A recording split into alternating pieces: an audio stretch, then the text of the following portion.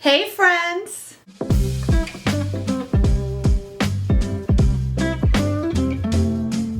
My name is Desiree, aka Mama Friendly, and I do all sorts of videos on my channel, from cooking videos to planner videos, vlogs, hauls, homeschool videos with a Disney twist, a little bit of everything.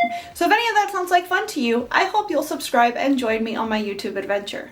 Today's video is a collab hosted by Christy's Farmhouse and I'm Merely Melissa. I'm going to have both their channels linked down below in the description box, along with a playlist for the collab, so that once you finished watching my video, you can see what all my friends made as well. The theme of this collab is Christmas morning breakfast. Now to me, when I think of Christmas morning breakfast, I want something hearty and warming and satisfying, but also something that I'm not going to have to spend a chunk of Christmas morning cooking, because Christmas morning to me is about being with my family, opening presents, and just enjoying each other's company. So for that reason, I really love like casserole bakes, French toast bakes, that sort of thing, because you can do most of the prep work the day before, leave it in the refrigerator overnight, and then you just have to stick it in the oven and it's ready to go when you are. I have other such recipes that fit this bill, and I'll be posting them up in the corner here throughout this video so you can check them out at your leisure. For this recipe, of course, I decided to try something that I had never tried before.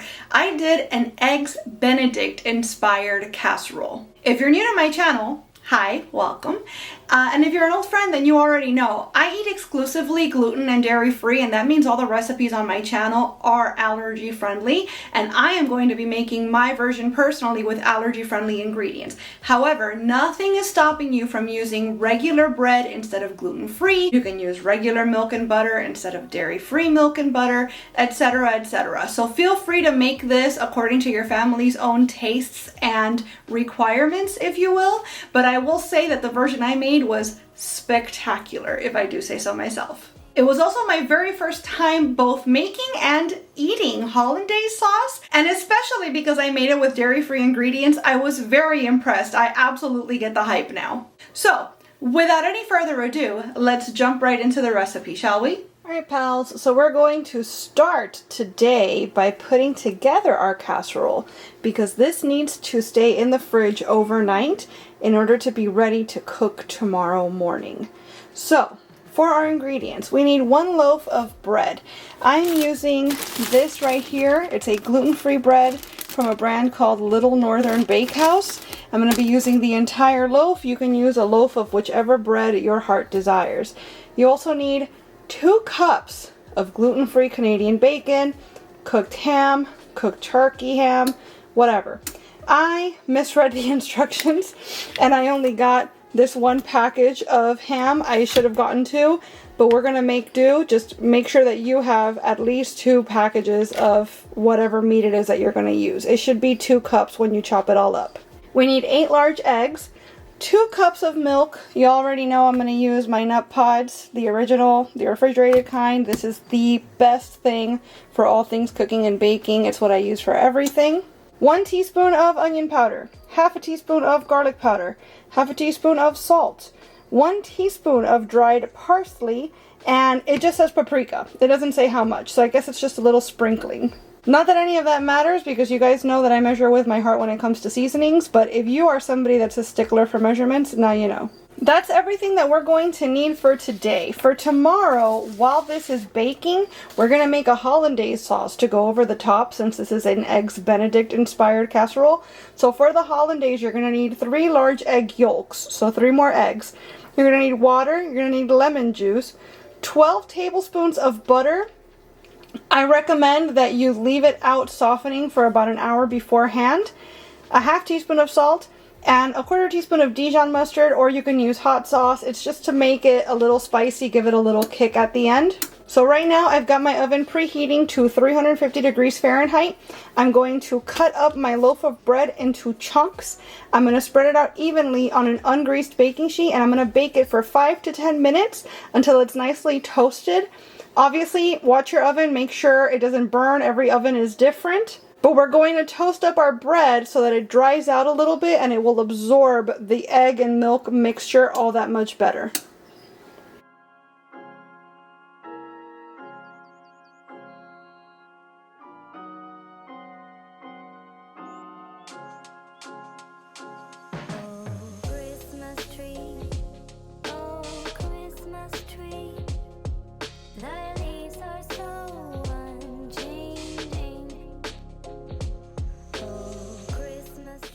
So the next thing you're going to want to do is take your ham, Canadian bacon, what have you, and chop it up into small pieces. So I'm using my handy dandy kitchen shears. You can use a knife, use your hands, whatever you want. I am going to try to cut this up into even-ish pieces. Separate all the different little slices, and I'm going to set it aside. Remember, you're going to be working with about twice as much as I am if you're following the directions properly. I have a 13 by 9 inch baking pan here. It's a disposable one, so it's a little bit flimsy, so I've got another like cookie sheet underneath it for support.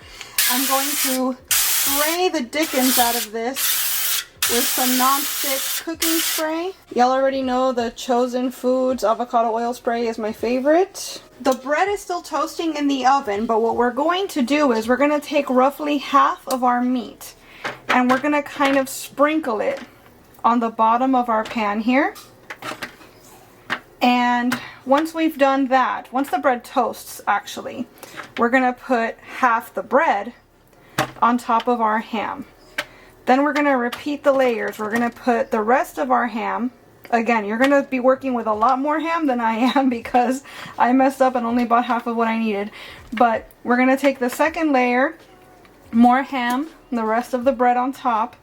And then we're going to work on creating our custardy egg situation that we're going to pour over the top.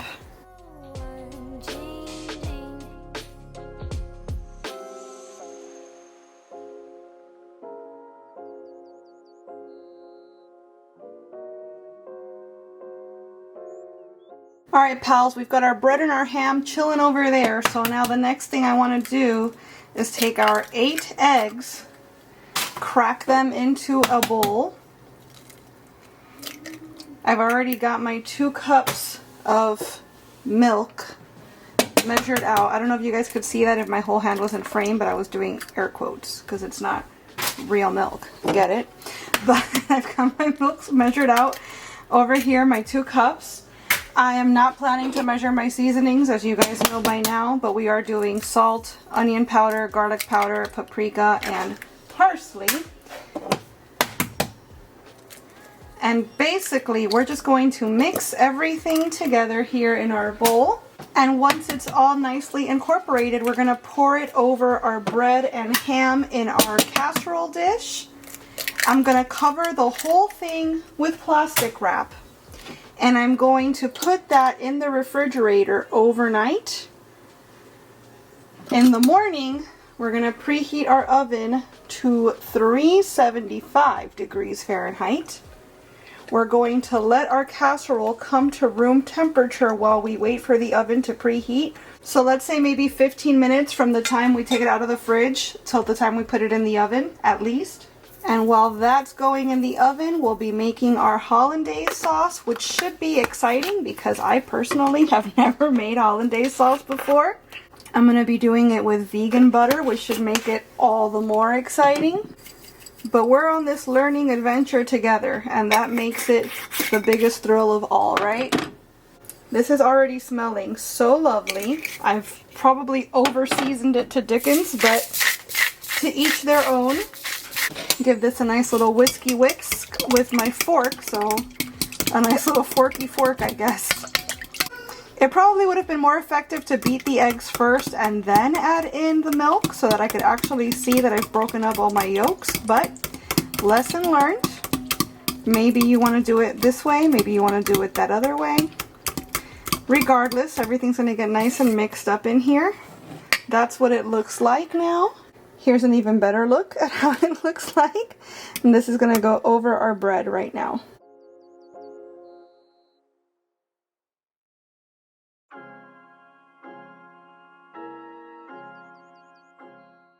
Alright pals, our casserole is saturated and covered.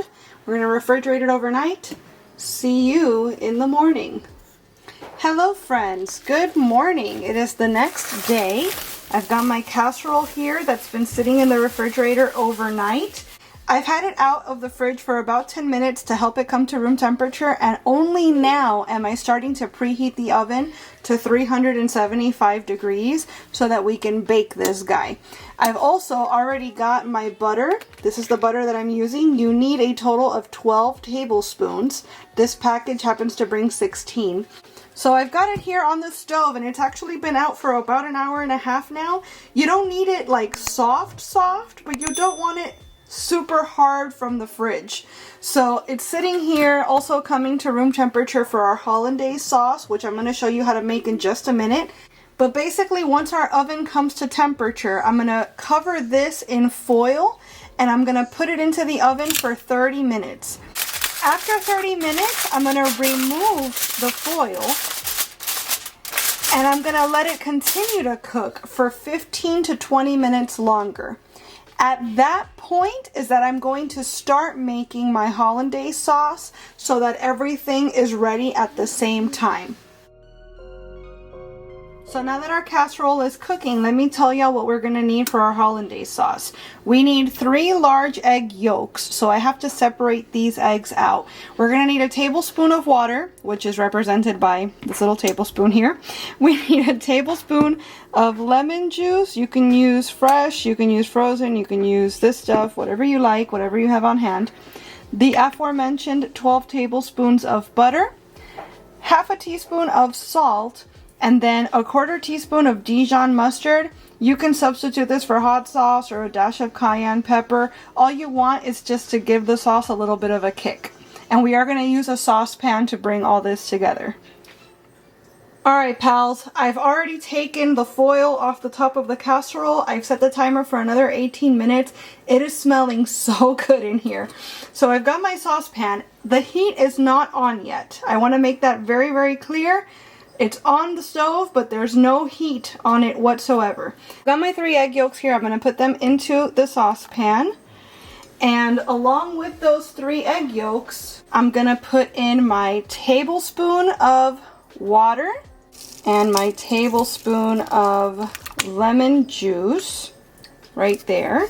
We're just going to whisk all of this together. It says until the mixture is thick and pale. Not sure how thick or pale it's planning to get without any heat, but we are going to go ahead and do as the recipe says. So this is all a matter of timing and heat manipulation basically, because even when we turn the heat on, we're meant to do it very, very low, and they want us to take the pan off the heat for a few seconds frequently to make sure that at no point we overcook our eggs. I'm still beating because nothing really seems to have changed except that it's like bubbling from all the beating basically, but I don't see it getting any paler or thicker. I've already gone and cut my butter into tablespoon-ish pieces. We're going to add those all the way at the end. So once this gets paler and thicker, which again, I don't really see that happening yet. Oh, it is kind of sort of happening. You can see that when I scrape the bottom, it's leaving streaks. So it's not fully liquid anymore. I don't see it getting much paler though, but I think I'm going to go ahead and take that as a sign that I should move on. It says place the pan over moderately low heat and continue to whisk at a reasonable speed. That's very subjective. Reaching all over the bottom and insides of the pan where the eggs tend to overcook. To moderate the heat, frequently move the pan off the burner for a few seconds and then back on. You don't want to overcook the egg yolks. Exactly what I just said. As they cook, the eggs will become frothy and increase in volume and then thicken. When you can see the pan bottom through the streaks of the whisk and the eggs are thick and smooth, remove the pan from the heat. So we're meant to be looking for that while the heat's on, so I just put the heat on to like medium-low, but much closer to low, and I'm just going to continue whisking all the while. Okay friends, I've been at this continuously whisking for exactly 3 minutes now, and I'm going to be totally honest, I still don't see much difference. I feel like the heat is so low that there's no way that these are ever going to cook and froth up, but I'm trying to trust the process because I don't want to break the sauce before it's even started really by overcooking the yolks. So I'm giving you updates intermittently so that you guys have a realistic expectation of how long you can expect to sit here whisking and cooking and frothing this sauce. Like I said, that's 3 minutes actually at this point, almost 4 entire minutes in, and only just now while I've been chatting with you guys, I don't know how well you can see that, has this started really frothing up and kind of changing in volume. So I'm thinking maybe a couple more minutes of this, so that would be about 6 minutes total. And I might move on to our next step, which is taking this completely off the heat and then adding the butter in 1 tablespoon at a time. It has now been 6 full minutes of me standing here whisking, and for certain they have gotten frothier and they have volumized, they've gotten more voluminous. So I feel comfortable at this point pulling this off the heat. It's egg yolks, so even if they're not completely cooked, it's still totally safe to eat. So I'm not worried about that at all. So now I've pulled this off the heat. Let me turn off the stove, and we're going to take our butter 1 tablespoon-ish at a time, and we're going to put it in to the pot, and we're going to stir it until it's fully incorporated. So we're emulsifying the sauce by adding fat a little bit at a time. We don't want to put everything in at once because then we're going to overwhelm it and it's going to break.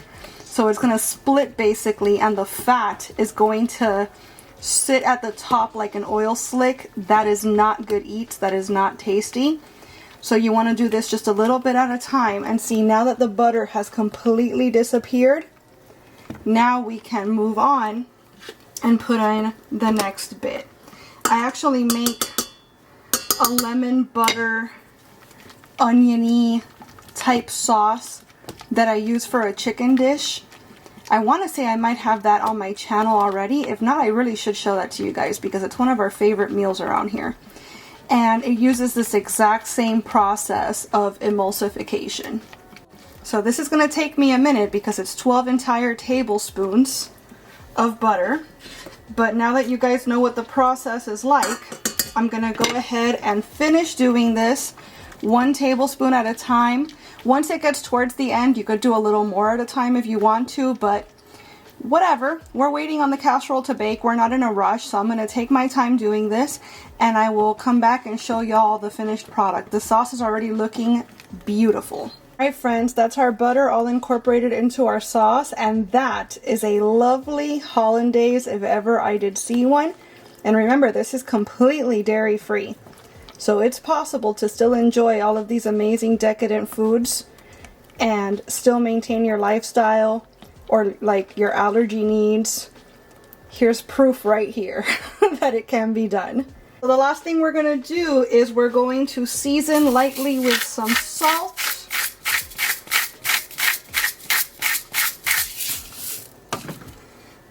I want to add in my little bit of Dijon mustard.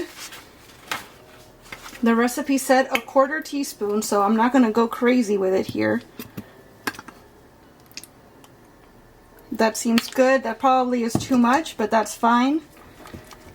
I'm going to incorporate that in. I'm going to give it a little taste. Oh, that's yummy.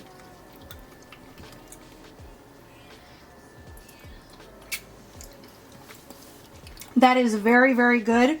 I'm really excited to have this with the casserole, which should actually be ready to come out of the oven in just a couple minutes. So fantastic timing all around.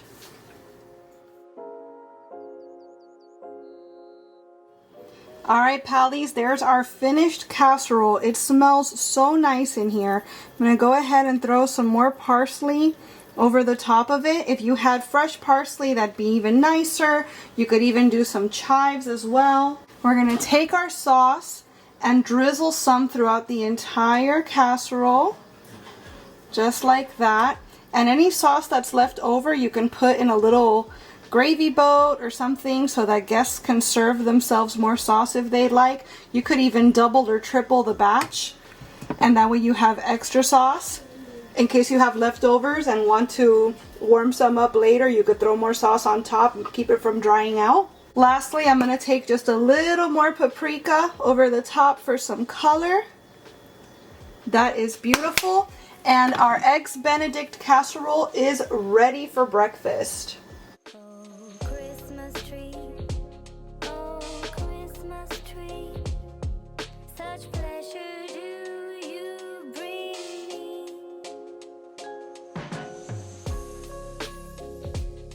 All right, friends, there you have it. That is my Christmas morning Eggs Benedict casserole, and it was amazing. I actually split it up into servings and refrigerated it in Pyrex, like in glass Tupperware, and I had this for several mornings worth of breakfast. So what I do is that I put it in the cold oven, and then I set the oven to preheat to 400 degrees. By the time it gets to 400 degrees, the whole casserole is warmed through, or your portion anyways, and you're ready to eat it all over again. You could, of course, make more sauce to serve it with, but I ate it as it was, just with the original amount of sauce on it, and of course it didn't have the same texture. It was not saucy anymore, but that flavor, the citrus, and the richness of the butter remained, and it was divine, even reheated. However, if you're making this Christmas morning, I would not expect leftovers, because everybody's gonna want a piece and they might go back for seconds. If you decide to try this recipe for yourself, I would love for you to come on back and let me know how you liked it.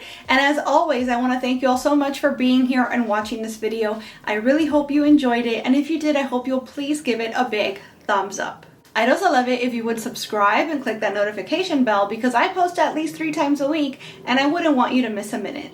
Thanks so much again for watching. Happy holidays!